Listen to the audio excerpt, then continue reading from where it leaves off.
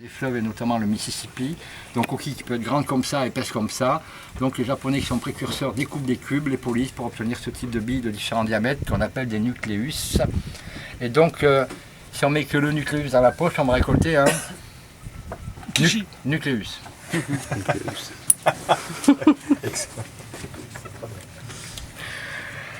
Au piqué. Et donc, pour récolter une perle, il faut accompagner ce nucléus par des cellules qui vont l'enrober avec de la nacre. Et où sont les cellules qui fabriquent la nacre dans une huître? Elles sont dans la lèvre noire ici. Dans la lèvre noire, ici, il y a toutes les cellules qui fabriquent toute la coquille. Donc, on ne va pas tuer des centaines d'huîtres, mais on va les entrouvrir. Et avec un miroir de dentiste, on va chercher les huîtres qui produisent des belles couleurs dans cette zone ici, intermédiaire. Quand on aura trouvé ces huîtres, eh bien, on va les sacrifier, on va prendre la lèvre noire et on va prendre dans cette lèvre noire les cellules qui ne font que ces belles couleurs. Sachant que les cellules qui sont proches du bord extérieur de la lèvre, vers là, fabriquent la matière noire qui dépasse ici et qui couvre l'extérieur de l'huître.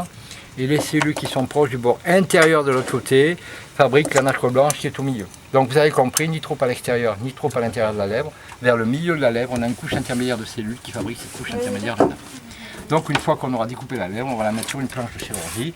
Et avec un scalpel, on va enlever les cellules qui sont trop proches du côté extérieur, celles qui sont trop proches du côté intérieur. Et le filament restant sera coupé en petits morceaux d'1 mm². On pourra extraire entre 30 et 50 greffons à partir d'une huître sacrifiée.